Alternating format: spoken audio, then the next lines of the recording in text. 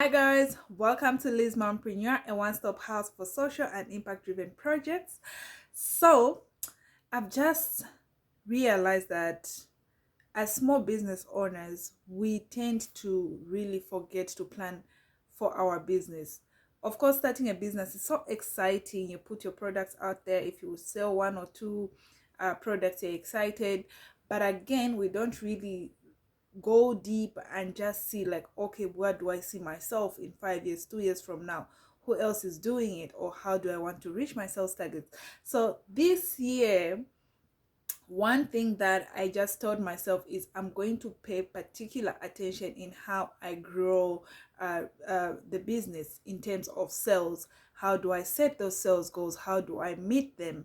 And if it's something that you've been looking at doing, or you've been wondering on how you can go about setting realistic goals for your business, or if you're just starting up and you just don't know how other people do it, so I'm your girl right now. So let me just take you through some of the things that I do, some of the things that have helped me sustain my business for 2 years now. I know 2 years is not a long time, but just being consistent and also perfecting the niche and all those things, um it's because I've been practicing these 7 tips. So I won't go much into details. I'll just give you the tip of, so that you can just pick one or two things from there and then you get to implement them in your business. You can also come up with your own goals depending on the type of business that you are doing. Okay, so the first thing you have to think big, set an income goal. So when you're starting the beginning of the year, the month, or a quarter, you have to think big, like how much do you want to make in a year? Do you want to make 20,000? Do you want to make 50,000, 100,000? Yes, I'm mentioning big figures because I don't want you to have a small business mentality, because if you're going to start a business, obviously you're seeing yourself growing at some point, employing other people, and also just maybe selling in different areas if you are selling products. And for those who are in service, I'm sure you're looking at also growing your database, and also maybe employing more people, growing your team, and things like that. So for me, what I do is I'll sit down with my team, of course, team of two. Yes, Liz Mompreneur has got two people that work um, for Liz Mompreneur Limited. So we sit down and strategize, okay, where have we gone wrong, or what are we doing right? What do we need to improve? And also, when we look at all these things, how much do we need for this? And then if I look at what we need, how much we need in terms of maybe profits, we also have to put in, okay, capital, how much are we going to pump in? And once we pump in this amount, how much are we going to put in? Of course, you think it's a service company, you don't need money, no, or you don't need so much. Of course, it's a service company, but what we look at is the rentals, the salaries, and also the advertising and things like that. So those are the few things that we do, and also just other administrative costs. So you have to make sure that you put in everything.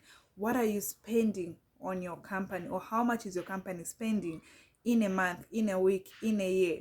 Once you know that, then now you'll be able to put up your sales goal, so that now you get to say, okay, if I was to put in this much, this is how much I'll need. And then once I make this is what how I'm going to break it down. This goes to this, the administrative costs, salaries, rentals, things like that. So when you are just starting to set your goals for a quarter, for a year, even just for a month, what you need to do is think big. Set an income goal for yourself for the next month or in the same month.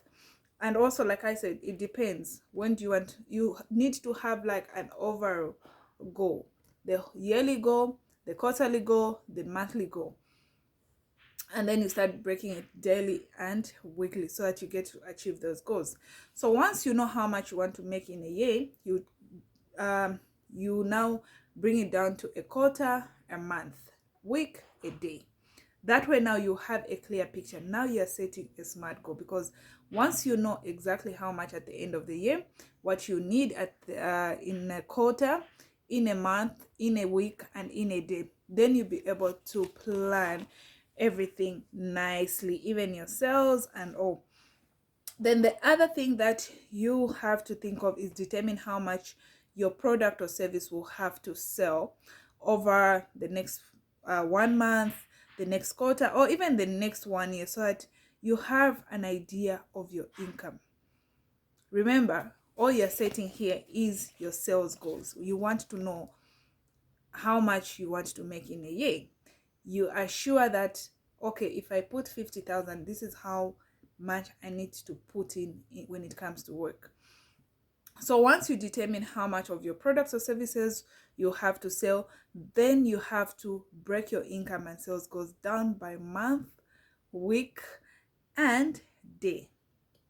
So once you do that, determine the activities you have to engage in each day to earn that amount. And then also plan every day in advance. Like, I can't emphasize enough on this. Planning your day in advance, or early in the morning. Like, how are you going to go about your day? What clients are you going to see? What are you going to what new products are you going to sell? To who are you going to sell? So all those things are the things that you put in place. What do you need for the day?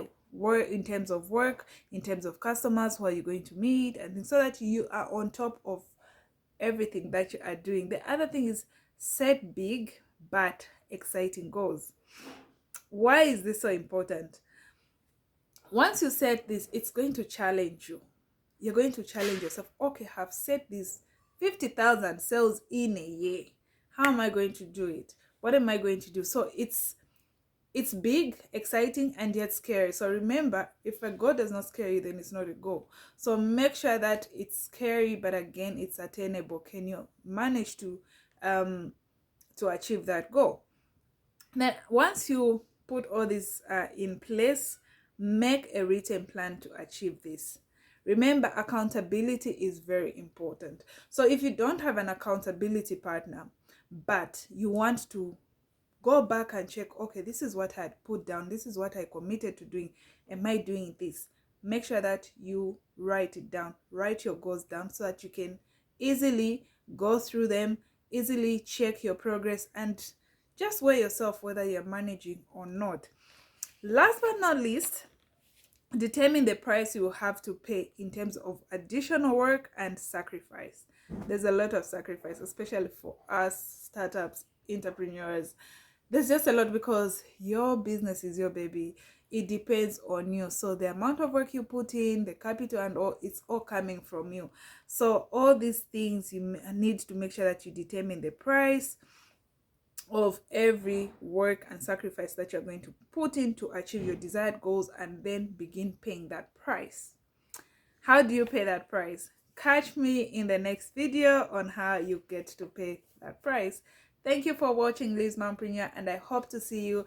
If you liked this video, or if you know that it's going to help you or can help someone out there, please make sure you share this video, and see you next time. Bye.